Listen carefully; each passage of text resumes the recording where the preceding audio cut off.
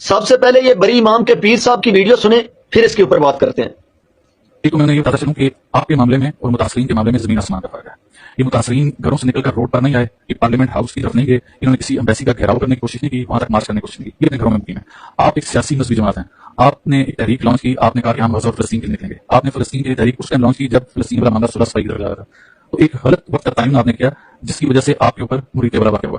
جب آپ نے ایک غلط وقت کا تعین کر کے نکلے تو ہم نے آپ کے خلاف اور حکومت کے حق میں بیان دیا۔ پیر صاحب اگر آپ کو اپنی عزت کا خیال نہیں ہے تو اس منصب کی عزت کا خیال کر لیں، یا لبیک والوں کے ساتھ اگر کوئی ذاتی مخالفت یا ذاتی رنجش ہے تو اس کو نکالنے کے لیے اس منصب کا تو استعمال نہ کریں۔ یہ منصب جھوٹ بولنے کے لیے اور حقائق چھپانے کے لیے نہیں ہوتے، یہ منصب تو حقائق لوگوں کے سامنے رکھنے کے لیے ہوتے ہیں۔ جہاں پر کھڑے ہو کر آپ کہہ رہے ہیں کہ لبیک والوں نے اس وقت تحریک کا آغاز کیا جب غزہ کے مسلمانوں کا حل ہو رہا تھا، آپ کو نہیں پتا کہ 13 اکتوبر 2023 کو لبیک والے کن کے لیے سڑکوں پر نکلے تھے؟ تب آپ کہاں تھے؟ آپ تو سوئے ہوئے تھے۔ یا آپ کو نہیں پتا کہ پھر 5 نومبر 2023 کو لبیک والے کیوں نکلے تھے؟ یا آپ کو نہیں پتا کہ 21 نومبر 2023 کو لبیک والے کیوں نکلے تھے؟ غزہ کے مسلمان بھی شکریہ کن کا اس وقت ادا کر رہے تھے؟ یا آپ کو نہیں پتا کہ 6 جون 2024 کو پھر لبیک والے سڑکوں پر کیوں نکلے تھے؟ یا آپ کو نہیں پتا کہ 13 جولائی 2024 کو پاکستان کی حکومت نے کن کے دھرنے میں جا کر ان کے ساتھ معاہدہ کیا تھا کہ ہم اسرائیل کے وزیر اعظم کو دہشت گرد ڈکلیئر کرتے ہیں اور اتنی تعداد میں ہم مدد بھیجیں گے غزہ کے مسلمانوں کی؟ کیا آپ کو نہیں پتا کہ لبیک والے کتنے لوگ ریاست کو دینے کی بات کرتے رہے اپنے احتجاج میں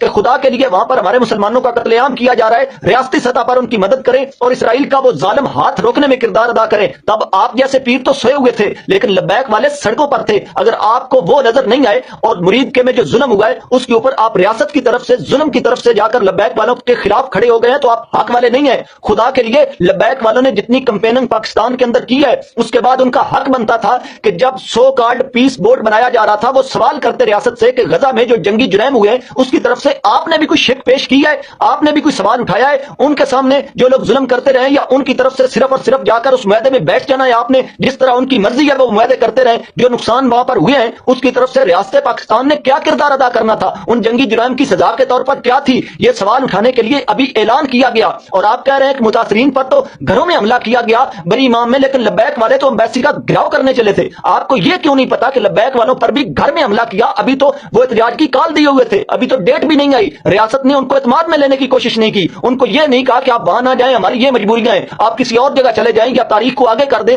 وہ تو 3 بار اپنے لوگوں کی لاشیں اٹھا کر مرید کے پہنچنے تک کانفرنس کر کے عوام کو بتاتے رہے، آپ نے ان کی کانفرنس بھی نہیں سنی۔ آج آپ ان پر ہونے والے ظلم کے معاملے میں کہہ رہے ہیں کہ ہم نے اس وقت ریاست کا ساتھ دیا۔ آپ نے ریاست کا نہیں، آپ نے ظلم کا ساتھ دیا، آپ مظلوموں کے خلاف کھڑے ہوتے رہے اور آج بھی آپ اس ظلم کے معاملے میں مظلوموں کے خلاف ظلم کے ساتھ کھڑے ہونے پر فخر سے لوگوں کو بتا رہے ہیں۔ خدارا اگر حقائق جانتے ہوئے یہ سب کچھ کر رہے ہیں تو بڑا ظلم کر رہے ہیں اپنے ساتھ بھی اور اس منصب کے ساتھ بھی، اور اگر آپ کو حقائق نہیں پتا تو آپ جیسا بے وقوف بندہ کوئی نہیں ہے کہ جو اس جدید دور کے اندر بھی حقائق جاننے کی کوشش ہی نہیں کرتا اور کسی کے خلاف کسی کا اعلی کار بن کے استعمال ہو جاتا ہے۔